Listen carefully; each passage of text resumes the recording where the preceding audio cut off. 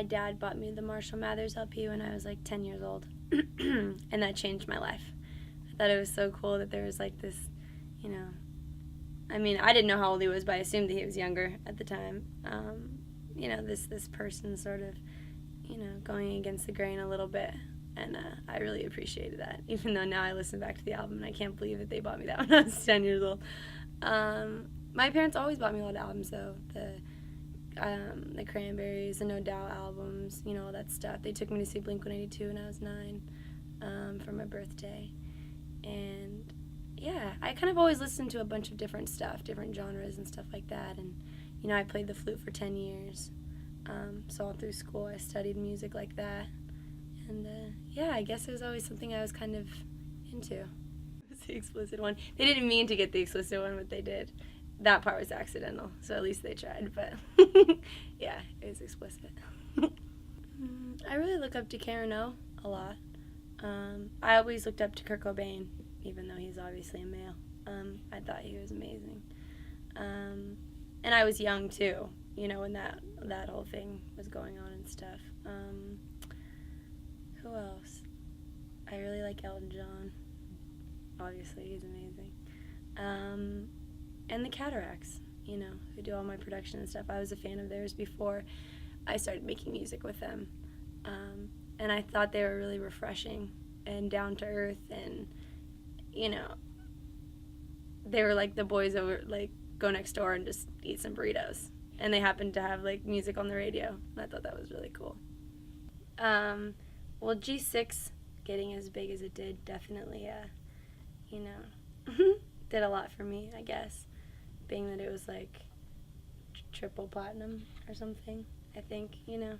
It was huge, pretty much. And my voice is on it like a million trillion times throughout the song.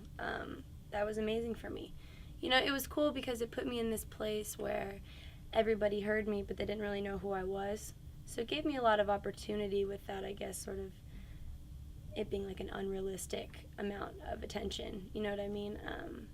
But yeah, I got to start traveling all over and touring, and I got a record deal, and I'm working on my album right now. So, like a G6 definitely, I guess, changed everything. Yeah, I was working at Old Navy, doing logistics, and I'm really good at folding t-shirts. I worked there for 2 years. And I was going to a junior college, and I was swimming a little bit there. I was a swimmer for 14 years. Yeah, and I was just living at home still. I think I was like 19 or 20 when I decided to move to LA. So I was still living at home in Manteca. And I told my parents, okay, I'm going to quit school and my job, and I'm leaving. And they probably thought I was absolutely insane. But they supported me. And I left everything, pretty much, and moved in with the Cataracts. It was nuts. My parents are young. My mom's, like, I think, going to be 40 this summer. So I'm sure that was a little strange for them, I guess, added pressures or stress of just, you know, I mean, I could only imagine. I have 2 little sisters as well, so I'm sure everybody kind of, you know, where I come from, not a lot of people do things like that. You know, it's like, I'm from, like, suburbia, you know, which is cool, but people are sort of comfortable with living like that.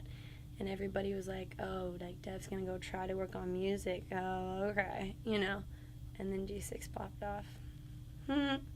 They play amazing music. I don't care what anybody says. That was my favorite thing about working there, was the music that they played. I haven't been back in an Old Navy in a long time. I get, like, emotional.